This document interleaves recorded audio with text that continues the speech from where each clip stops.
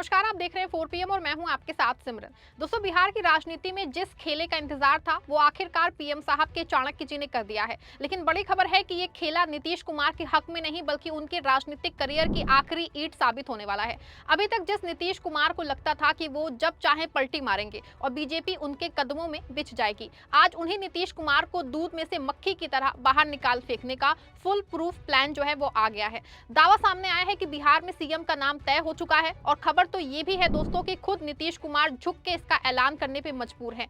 आज की इस रिपोर्ट में इस भयंकर साजिश और चाणक्यगिरी का पर्दाफाश करेंगे, जिसके जरिए नीतीश कुमार को बिहार का एकनाथ शिंदे बना दिया गया है। ये भी बताएंगे कि कैसे अमित शाह ने चिराग और कुशवाहा को मोहरा बना के नीतीश की राजनीतिक बिसात की उसको उल्टा दिया है। दोस्तों, देश की राजनीति में जब से गुजरात लॉबी आई है तब से बीजेपी की सियासत में पीएम साहब के चाणक्य जी का तगड़ा वाला उदय हुआ है। चाणक्य जी ही ऊपर से नीचे तक सरकार का पूरा मैनेजमेंट देखते हैं, लेकिन अक्सर पीएम साहब के चाणक्य जी पे आरोप लगते हैं कि वो छोटे दलों को खत्म कर रहे हैं। महाराष्ट्र के बाद अब जब बिहार में ये खेला लागू होने जा रहा है तो पूरे देश की सियासत में हड़कंप मचा है। चाणक्य जी न सिर्फ नीतीश को एकनाथ शिंदे बनाने को मजबूर हैं, बल्कि उपेंद्र कुशवाहा और चिराग पासवान को एक मंत्री पद का लालच देके अपनी मुट्ठी में कर लिया है। आपको बता दें, इससे बिहार का पूरा खेल पलट गया है। हर बार लगातार पलटी मारने वाले नीतीश कुमार अब इस हालत में भी नहीं दिख रहे हैं कि वो पलटी मार सके, क्योंकि अगर वो इस बार पलटी मारते हैं तो उनके अपने लड़के यानी कि निशांत कुमार का करियर ही भंवर में फंस जाएगा। आप सबके भरोसे से हमने हमेशा मजबूत और सच्ची पत्रकारिता की है। चैनल को आप सबने सब्सक्राइब तो कर ही रखा है, हमारे चैनल को ज्वाइन भी कीजिए। हमारे चैनल के मेन पेज पे जाइए, जहां सब्सक्राइब लिखा होता है ठीक उसी के बगल में आपको ज्वाइन का विकल्प दिखेगा। ज्वाइन बटन पे क्लिक करके पेमेंट प्रोसेस पूरा होते ही आप हमारे सफर का मजबूत हिस्सा बन जाएंगे। माना जा रहा है कि पीएम साहब के चाणक्य यानी कि अमित शाह ने चिराग और उपेंद्र कुशवाहा को प्रेम में पद नहीं दिए, बल्कि ये नीतीश कुमार की घेराबंदी है। इसके पीछे अंक गणित का खेल है। अगर नीतीश कुमार कल को फिर से पलटी मारने की सोचें या जदयू अलग होने की कोशिश करे तो बीजेपी को कुछ भी नहीं होगा। यानी कि अगर नीतीश अपनी पार्टी लेके सरकार का साथ भी छोड़ दें तो सरकार जो है वो गिरेगी नहीं, बल्कि सीधा नुकसान जो है वो नीतीश कुमार और उनकी ही पार्टी को हो जाएगा।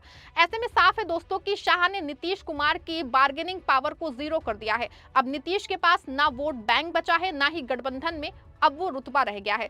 दोस्तों, याद कीजिए महाराष्ट्र कैसे शिवसेना को तोड़ के एकनाथ शिंदे का चेहरा बना के उद्धव ठाकरे को घर बिठा दिया गया था। बिहार में भी ठीक वही स्क्रिप्ट लिखी गई है। नीतीश कुमार आज बिहार के मुख्यमंत्री तो हैं, लेकिन उनके पास ताकत का चपरासी जितने भी नहीं बची है। बीजेपी उन्हें सरेंडर मोड में ला दिया है। नीतीश झुकने पे मजबूर हो गए हैं। सूत्रों की माने दोस्तों तो नीतीश के इस्तीफे की तारीख तक तय हो चुकी है। अमित शाह ने साफ कर दिया है कि अब बिहार में बीजेपी का ही दबदबा रहेगा। नीतीश कुमार को अब सिर्फ इसीलिए कुर्सी पे बिठाया गया है ताकि सत्ता का हस्तांतरण शांति से हो जाए। नीतीश अब सत्ता के जादूगर नहीं बल्कि बीजेपी के रहमो करम पे चलने वाले एक मोहरा मात्र बन के रह गए हैं। मीडिया रिपोर्ट से सूत्रों के हवाले से ये भी खबर आई है दोस्तों कि बिहार की नई सरकार को लेकर सारी बातें पूरी तरह से फाइनल हो गई हैं। मुख्यमंत्री नीतीश कुमार आगामी 8 से 9 अप्रैल को अपने पद और विधान परिषद की सदस्यता से इस्तीफा दे सकते हैं। उनके इस्तीफे के तुरंत बाद नई सरकार के शपथ ग्रहण की तैयारी होगी, जिसमें सत्ता का संतुलन पूरी तरह बदलता हुआ नजर आएगा। नए फॉर्मूले के तहत दोस्तों बिहार में अब जनता दल यूनाइटेड आधिकारिक तौर पे बीजेपी के छोटे भाई की भूमिका में नजर आएगी। गठबंधन के भीतर तय हुआ है कि जेडीयू को डिप्टी सीएम को उनके 2 पद दिए जाएंगे, जैसे कि वर्तमान में बीजेपी के पास है। इसके साथ ही कैबिनेट में बीजेपी के बराबर ही जेडीयू के भी 15 मंत्री होंगे। हालांकि गृह विभाग और विधान सभा अध्यक्ष, स्पीकर का महत्वपूर्ण पद पहले ही तय बीजेपी के पास ही सुरक्षित रहेगा। जदयू की ओर से आ रही खबरों के मुताबिक नीतीश कुमार के पुत्र निशांत कुमार का डिप्टी सीएम बनना लगभग तय है। वो अपने पिता की रिक्त होने वाली विधान परिषद सीट पे उपचुनाव लड़के सदन पहुंचेंगे। योजना ये भी है दोस्तों कि नीतीश कुमार के इस्तीफे के बाद निशांत को विधायक दल का नेता चुना जाए और भविष्य में उन्हें पार्टी की कमान सौंपी जाएगी। दूसरे डिप्टी सीएम के नाम पे सस्पेंस जो है अभी बना हुआ है, लेकिन कयास लगाए जा रहे हैं कि ये पद किसी महिला नेता को मिल सकता है। अररिया में समृद्धि यात्रा के दौरान नीतीश कुमार की ओर से दी गई हिंट से ये स्पष्ट है कि वो महिला सशक्तिकरण के अपने एजेंडे को आगे बढ़ाते हुए जदयू से किसी महिला चेहरे को डिप्टी सीएम बना सकते हैं। नई सरकार में एनडीए चाहिए कि अन्य सहयोगियों को भी तवज्जो दी जाएगी। बताया जा रहा है कि चिराग पासवान की पार्टी लोक जनशक्ति को 2 मंत्री पद, उपेंद्र कुशवाहा की राष्ट्रीय लोक मोर्चा को पहले की तरह 1 मंत्री पद और जीतन राम मांझी की हम को भी 1 मंत्री पद दिया जाएगा। मुख्यमंत्री की कुर्सी को लेकर सस्पेंस बना हुआ है, लेकिन लवकुश समीकरण को साधने के लिए सम्राट चौधरी का नाम सबसे आगे चल रहा है। सूत्रों का कहना है दोस्तों कि भाजपा नेतृत्व में नीतीश कुमार को उनकी पसंद का मुख्यमंत्री चुनने का आश्वासन दिया है। क्योंकि निशांत कुमार डिप्टी सीएम बन रहे हैं, ऐसे में सम्राट चौधरी को सीएम बना के समीकरण दुरुस्त किया जा सकता है। हालांकि अभी इस पे औपचारिक मुहर लगना वो बाकी है। ऐसे में साफ है कि अगर निशांत डिप्टी सीएम बनते भी हैं तो ये नीतीश की जीत नहीं बल्कि बीजेपी की वो चाल होगी जिसके जरिए वो जदयू को बचे कुचे कैडर को अपनी तरफ खींच लेंगे। नीतीश कुमार ने अपने बेटे को राजनीति में लाके अपनी उस सेकुलर और समाजवादी छवि पे खुद ही गला घोट दिया है जिस पे वो कभी नाज करते थे।